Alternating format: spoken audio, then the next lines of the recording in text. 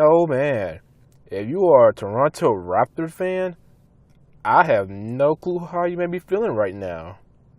I mean, wow. Well, guys, LeBron James take over again when it comes to the Raptors. Hits a game-winning buzzer beater.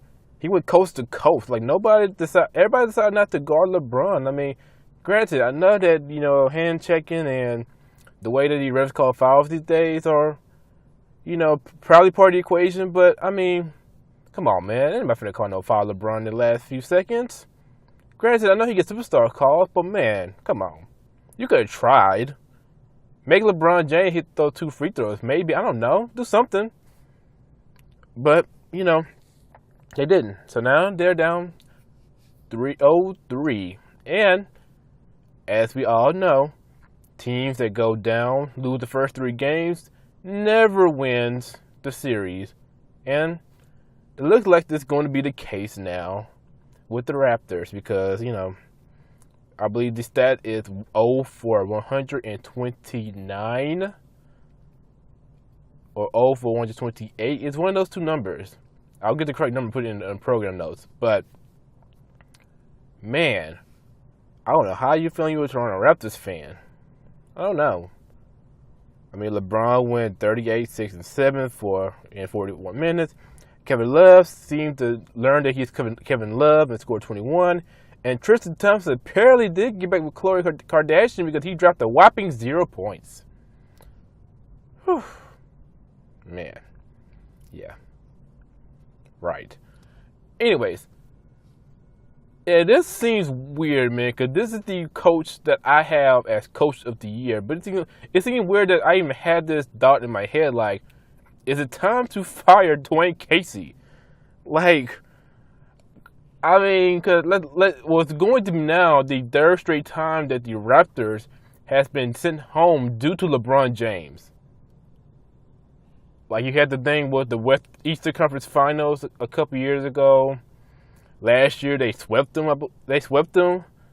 Like, what is it? At what point do we say, hey, Dwane Casey, we enjoyed your time here, but it's time to move forward? They gotta do something, right? Because it's... oh, man. I don't know, man. It's just weird, right? Because you don't want to just break down the team because they're there. Like, they won 59 games, which is the most games in franchise history. They number 1 seed in the East. And still, it's like, do we rebuild it? It's like this weird purgatory type situation.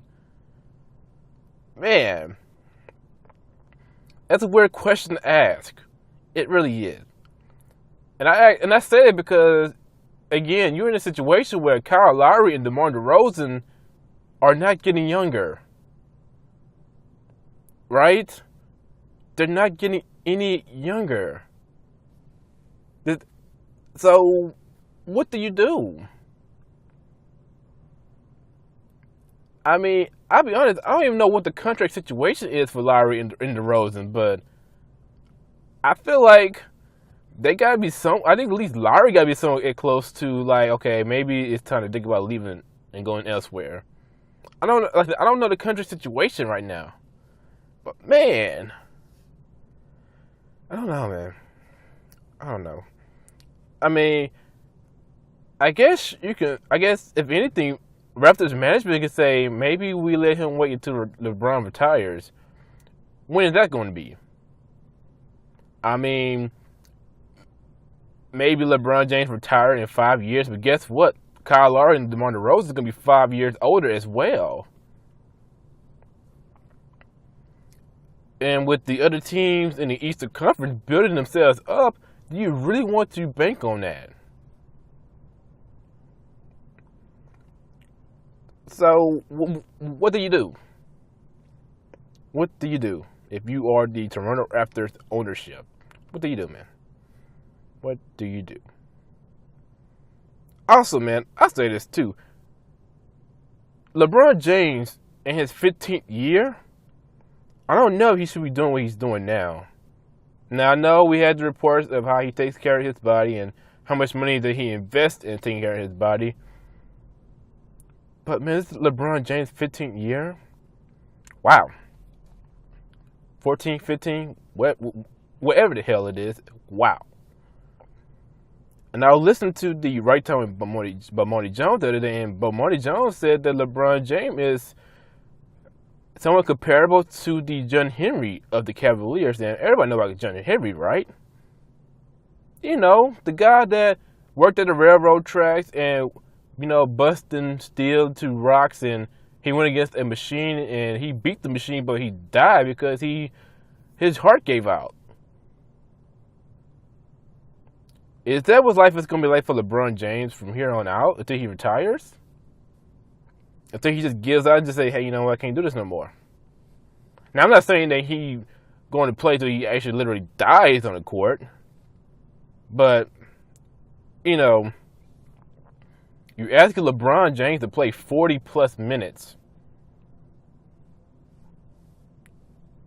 I mean, granted, I'm happy that Kevin Love seems to be awakened the last couple of games, but man, I'm pretty sure LeBron James is like in the back of his mind, like, damn, man, I definitely need some help this time. I may need it last year, but I need definitely help today. So, what do? If you're, you know, I don't know. That's just, you know. And now, maybe you're in a situation where LeBron James makes the finals, but do you want to make the finals? Actually, I take that back. I'm falling to that whole trap of LeBron James losing finals and that being marked against him. Let me not get carried away into that. But again, at the same time, I don't know if he wins the title. I don't know that. Because how long until Kevin Love just checks out again? I don't think we'll see Tristan Thompson again. So how much can LeBron really do a game to keep this thing going? I don't know, man. Well, moving on to the other series in the Eastern Conference, you have another 3-0 lead. The Boston Celtics leading over the Philadelphia 76ers. And I would say this, man. Man, oh man. Some of y'all may not agree with Ben Simmons being listed as a rookie, but he sure as hell looked like a deer in the headlights these last couple of games. Like, let's go back to game 2, 1 point. Wow. Like, granted, I get it. Personally, yes, I know he's a rookie. Regardless of if you like the rule or not, he's a rookie, but he's just not some rookie that just, you know, coming off the bench. This is Ben Simmons. This is supposed to be the next big thing. Once he gets his jump shot together, he only had 1 point, a free throw. A free throw, right? That's your highlight? Okay. So now, we go over to game 3. Now, you're in a situation where you can potentially cut into that series lead, be down 2-1, and you get the ball, and you shoot the shot before they even get a chance to foul you with seconds running down the clock. Up by 1, mind you. Like, what's going on? Are you throwing the game away? Like, what, are you scared to hit the free throws? If you miss the free throws and they hit the shot at the end, I mean, hey, I guess you tried, even though people still say you choked at the end, but you don't do it like that, man. No, bruh. Let them foul you. You hit those 2 free throws, or I guess you miss them, if that's what you was worried about. And the chips may fall where chips will fall where they may. Like, come on, Ben Simmons. I got you as Rookie of the Year. Well, you know, just because of your regular season, don't make me regret it during the playoffs, even though I know that playoffs has no impact on the regular season. I get it. And luckily for Ben Simmons, that is an absolute fact. you cannot vote for Rookie of the Year no more because that's ended when the regular season ended. Another thing, too, man, I fell into the trap of dismissing the Boston Celtics. As we all know, Gordon Hayward got hurt the very first game of the season. I don't think he made the half, and he got hurt. Kyrie Irving got the knee surgery, and he was out within, maybe the last couple of weeks of the season. So Boston been, trucking along and got through Milwaukee in 7, and they looked up like they're going to sweep the 76ers. And I'll say this, man, Brad Stevens is definitely in the Coach of the Year conversation for a reason. Like, granted, you have a situation where Ben Simmons and Joel Embiid and the rest of the 76ers as a team are experienced in the playoffs, including the coach. Brad Stevens is used to the big stage. Remember, he was over there in Butler when they had that full court shot that almost went in. So Brad Stevens is not scared of the big moment. He has been out coaching the hell out of Brett Brown. Good on Brad Stevens, though, because he has to make it work. I mean, he could just, mail it in, but he made it work. He said, you know what? We're going to win. No excuses. All right, Philly. Boss your court, man. Don't get swept at home. Man, would that be a tragedy? I mean, come on, man. You got the Eagles won the Super Bowl. Villanova won the championship. Meek Mill is out of prison. Don't do this, Philadelphia 76ers. At least get to the Eastern Conference Finals. Come on, y'all. Don't get swept. If anything, do not get swept. Damn, man. Damn. Let's go over to the Western Conference. And I honestly don't have much to say about this particular series, the Warriors and the Pelicans. But good on the Pelicans. Rajon Rondo, career, playoff high, career high, 21 dimes in the game. And everybody know, man, hashtag playoff Rondo is a movement. It is not just a nickname. It is a movement. When he is on point, his team is on point. Man. And Drew Holiday, he is making his ridiculously big contract less ridiculous by the second. He showed up, man. He showed up. He shocked me because I remember when I was discussing whether or not DeMarcus Cousins should stay in New Orleans or should New Orleans keep Cousins. I looked at that contract like, that is ridiculous. That's crazy. But, man, Holiday is making it worth it. So, I had nothing to say. I personally, I still think, Golden State recovers and go ahead and close this thing out the next couple of games. But good on the Pelicans because they were never about to get swept at home. If they're going to lose, I'd rather them lose in Golden State. Do not get swept at home. And they broke the brooms. I'm proud of that. I'm proud of them, man. I'm personally proud of them. Even though they are a divisional rival, I'm proud of them. I really am. Good on New Orleans because, small market teams has to rise. Has to rise. And I'm not talking about the Warriors because Oakland is technically not a small market. But New Orleans definitely is. No matter how popular the city is. It's definitely a small market. So, we're going to go to the other series. And the Rockets remembered who the hell they were. Or are, I should say. They remembered they are the 65-team win Rockets. And they blew the brakes off the Utah Jazz. Thanks in large part to the rookie, Donovan Mitchell. Who after that ridiculously insane dunk, and I must admit, it was insane. I enjoyed it, even though it was against my Rockets. I enjoyed that dunk. But he posted a picture, he tweeted the game blouses, and one thing, and personally, I don't like the whole quote-unquote unwritten rules and how rookies should behave. But I'll say this much, do not piss off your opponent. We all have Twitter. if none of the Rockets have Twitter, they were going to see it at some point. Just saying. I'm just saying. So, also, man, within that game, we had the video of Chris Paul and James Harden going at it, sort of. And I'll say this. This is exactly why Chris Paul is in Houston right now, because James Harden needs someone to hold him accountable. Now, honestly, I don't even know if it was that video of Chris Paul, getting into James Harden. I think it was more so of them two just wanting to win. I think, if anything, I think it was the other way around. I think it was James Harden getting to Chris Paul like, hey, man, we fucking up. I don't know. I can't read the lips. Maybe I'm wrong about it. Maybe it is Chris Paul getting to James Harden. But still, you got two guys that clearly wants to win for their own personal legacy.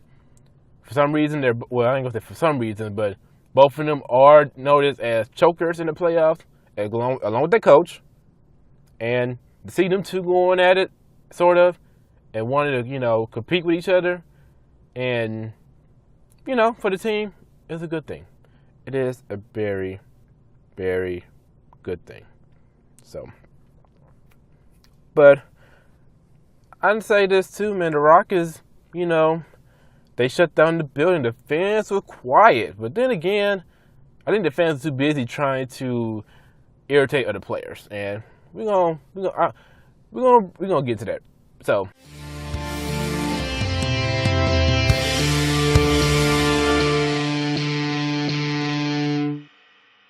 Let's go ahead and jump into this. So,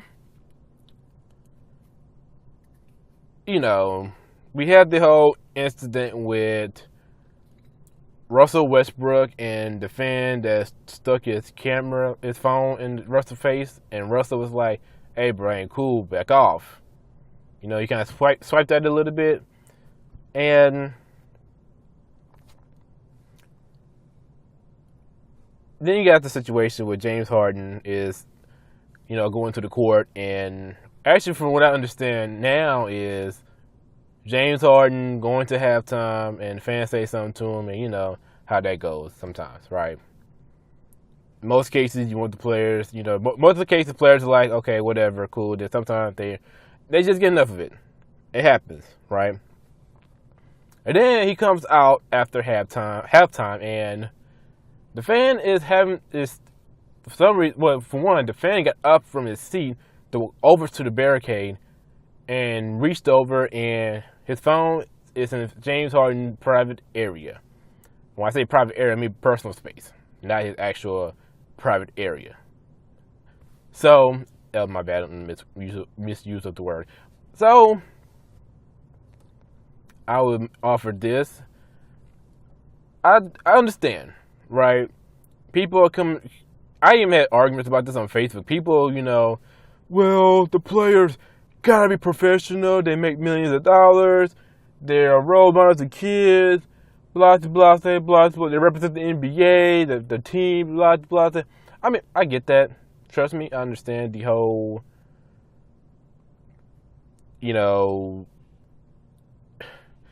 James Harden is a high-profile celebrity, and yeah, he get paid millions of dollars to bounce the basketball and to put a basketball through a orange hoop with nets on it. I got it. I got it. Here's a couple questions though.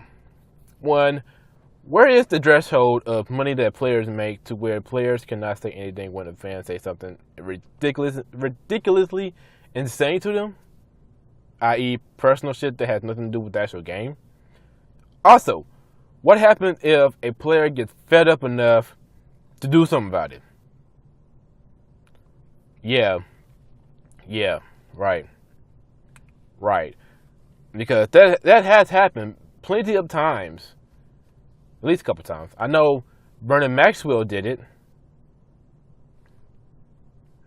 and I'm pretty sure that fan had left Vernon Maxwell alone for the rest of Maxwell playing days.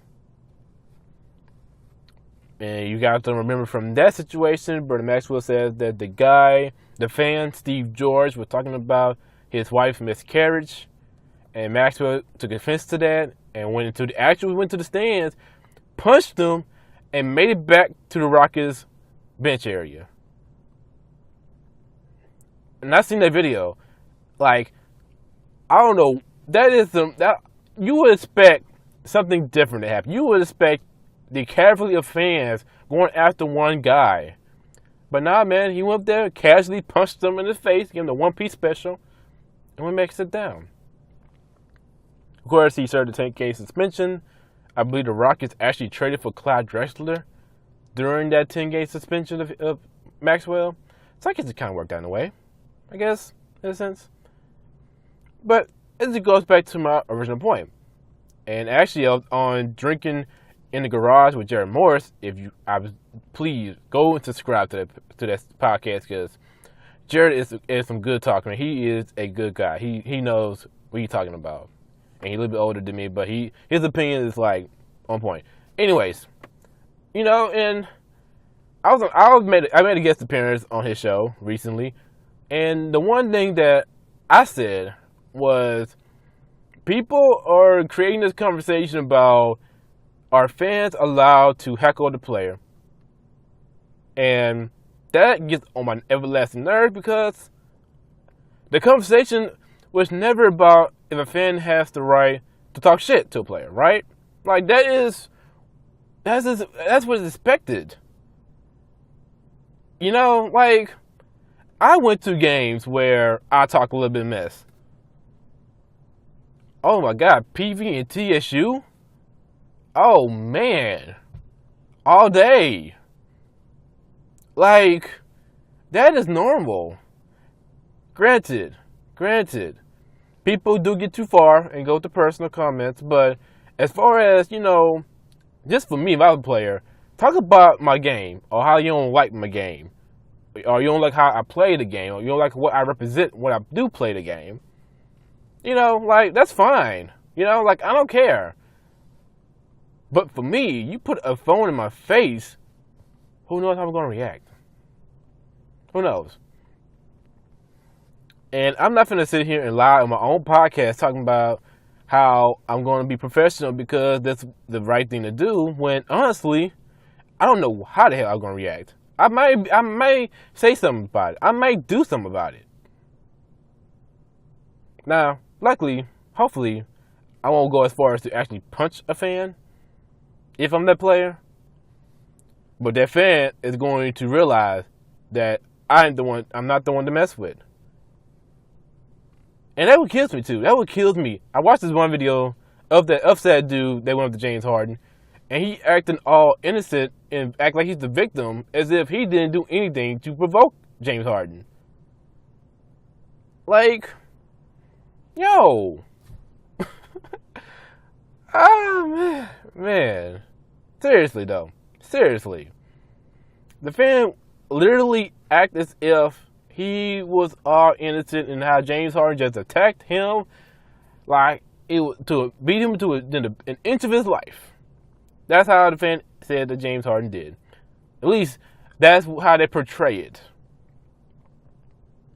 Just like that guy in Utah, when it came to Russell Westbrook, he went on the whole Utah news station talking about how, Westbrook did this and that, when the video clearly shows that homeboy was the antagonizer. Like, oh man.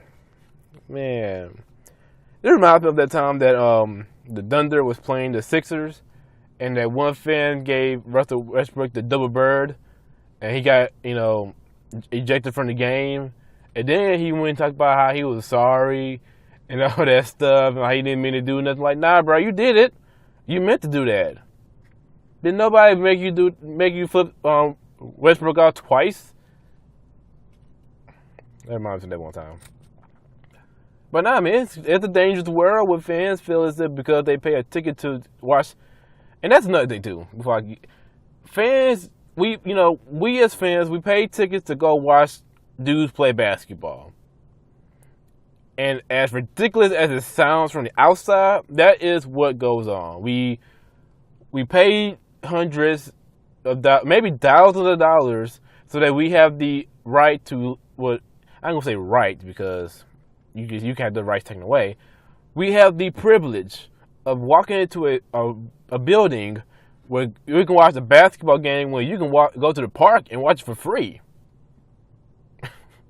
So there's nothing, granted, yeah, it's nothing on the ticket says that you can't, shit talk, but another says you can either. But, I'm not finna pull out I guess it's did to try to pull a rabbit out of a hat, but you get my point, man. Fans do have a guideline. They do have rules that they have to abide by, and the scary thing about the NBA is fans can walk on the court with ease, with little to no barrier at all. Little to no barrier. And yeah, man. Like I said, I understand that fans get rowdy, they get drunk, but I'm not going to sit here and make excuses for every fan that wants to antagonize players. I'm not, because honestly, if anything, I'm trying to protect the fans, because what happens if Westbrook goes off and actually gets someone a two-piece and break their jaw? Like, these dudes, they're not regular people for a reason. As much working out they do, I'm pretty sure they punch you probably won't be able to talk. Have your mouth wired shut. Like, we gotta be careful as fans, though. We gotta be careful. We have to be a little bit more careful. Because it gets to that one point where you mess with the wrong player, he's gonna say something about it. And it won't be a good situation if he does. So, yeah, man, that's crazy, man. That is crazy. Crazy, man. Crazy. Crazy fans. I mean, granted, we love them in a sense. I guess the players love them to an extent, but crazy, man. Crazy. Whew. Yeah.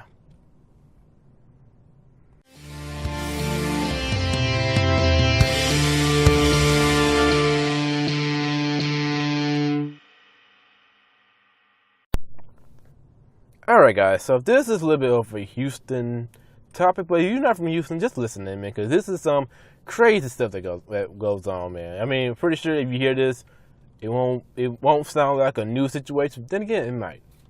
So let's get into it. So Adam Clanton is fired from Sports Talk 790. That's just the spoiler alert portion of it. Let's go to the actual story. So let's give you a little bit of a background.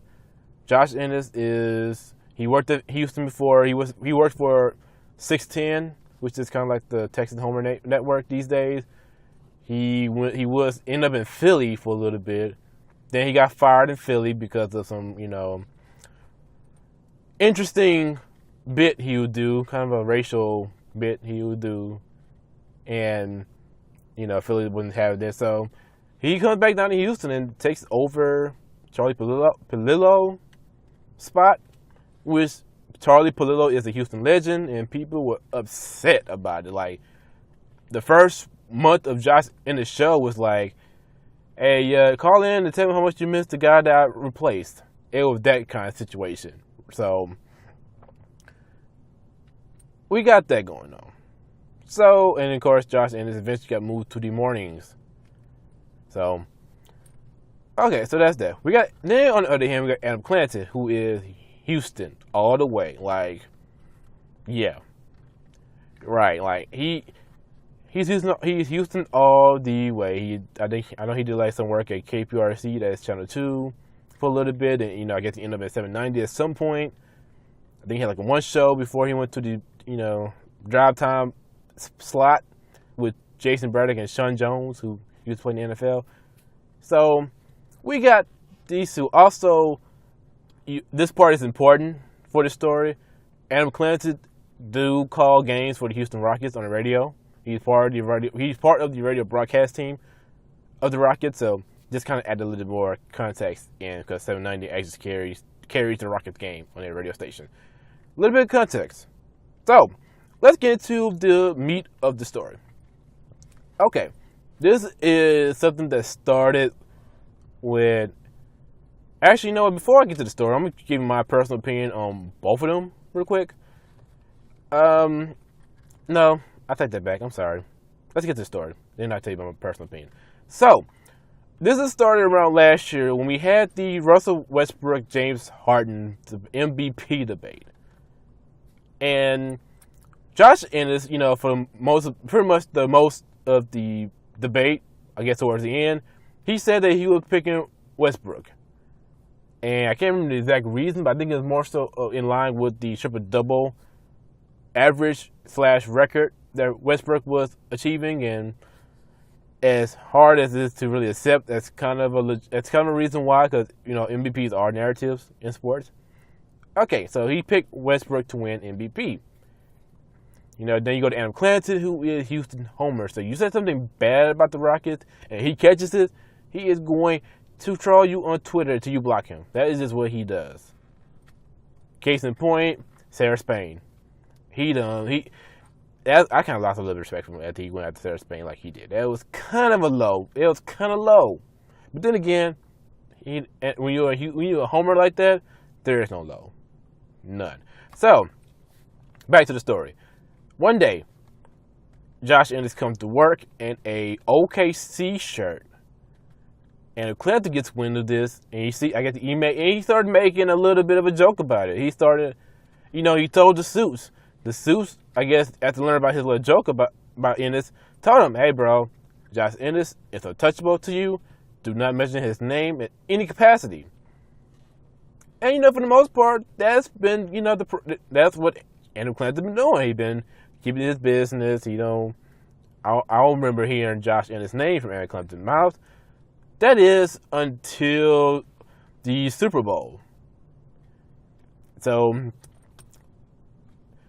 again, Josh Ennis, if you haven't heard, this is sort of national news, not really national news, but Josh Ennis got 790 kicked out of Radio Row for the Super Bowl.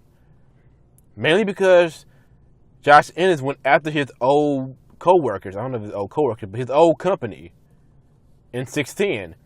He had an argument with Seth Payne, who played for the Texans and is a radio host for 610. Them two went at it. And they both went at it on air. Like, they were live on air going after each other. And I'm not even going to get into how that happened, but just know that on air, they were going after each other.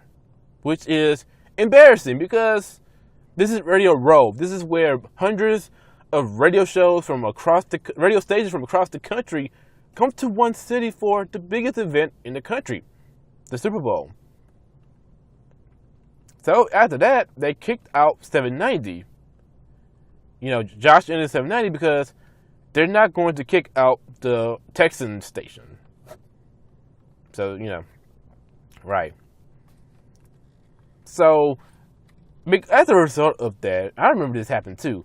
So, as a result of Josh Ennis going off on Seth Payne, they kicked out 790. I remember that because Matt Thomas literally had to leave where he was at Radio Row to go to somewhere. I forgot. I don't know if he went to. I think he went to a hotel room actually to do the rest of the show because they've been kicked out of Radio Row.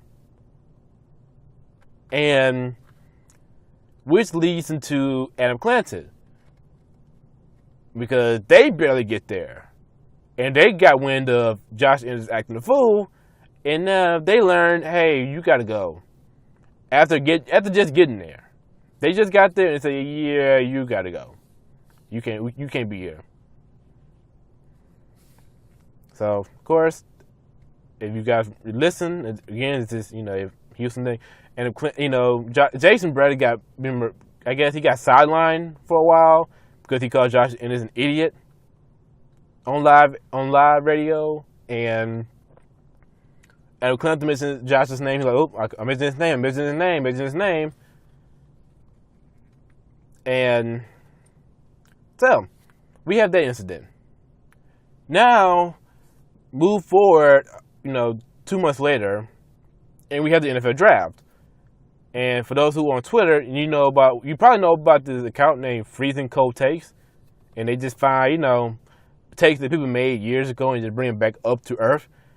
So that account brought up Josh Ennis' old tweet saying that the J.J. Watt pick by the Texans was a horrible pick. Not exactly what he said, but pretty much it was a negative tweet about J.J. Watt getting picked by the Texans. And guess who retweeted that?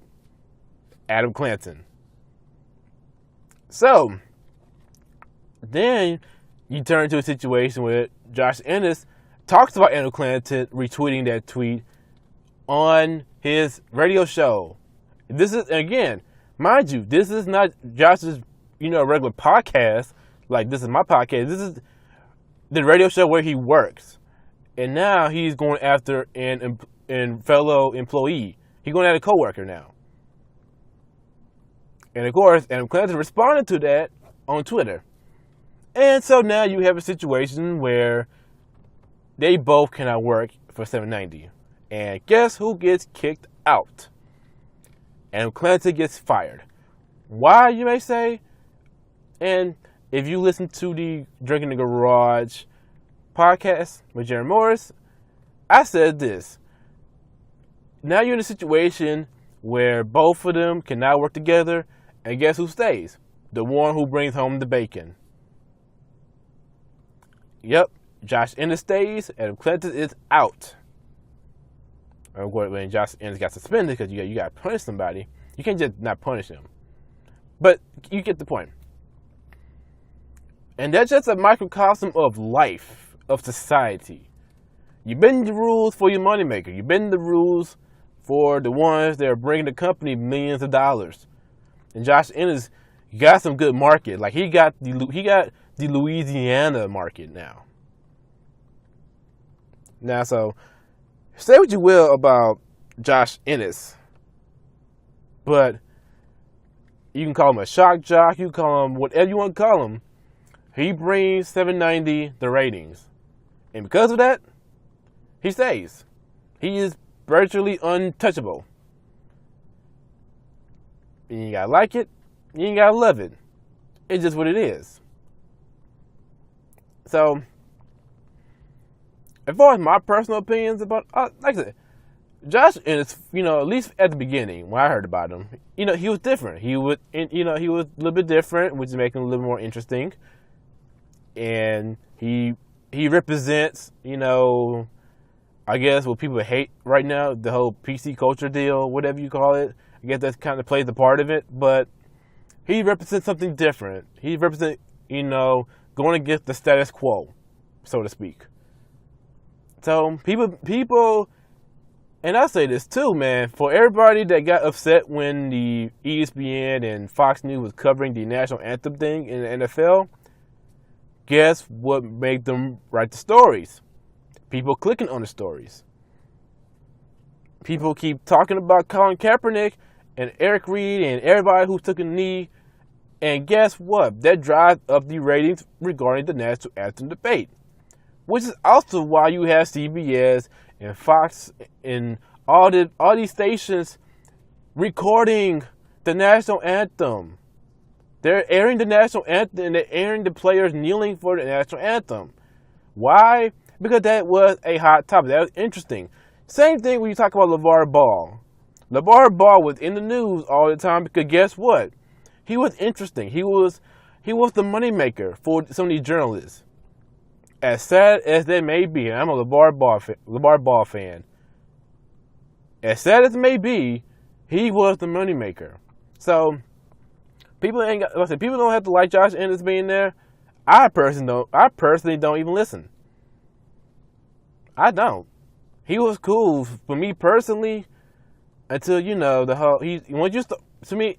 I put it like this: if you disagree with the NFL players kneeling, cool. I got no problem with that. I think once you get to the whole, well, these snowflakes need to stop. Once you get into that, I can't do it. I just can't. Personally. So, that's my whole thing with him, honestly. As far as Adam Clanton, again, he is the worst kind of homer. Like, he trolls people who don't kiss the Rockets behind every Sunday morning. And you know what? Josh Ennis got one thing right though. When he spoke about Adam Clanton on his show, he got a couple things right that I agree with.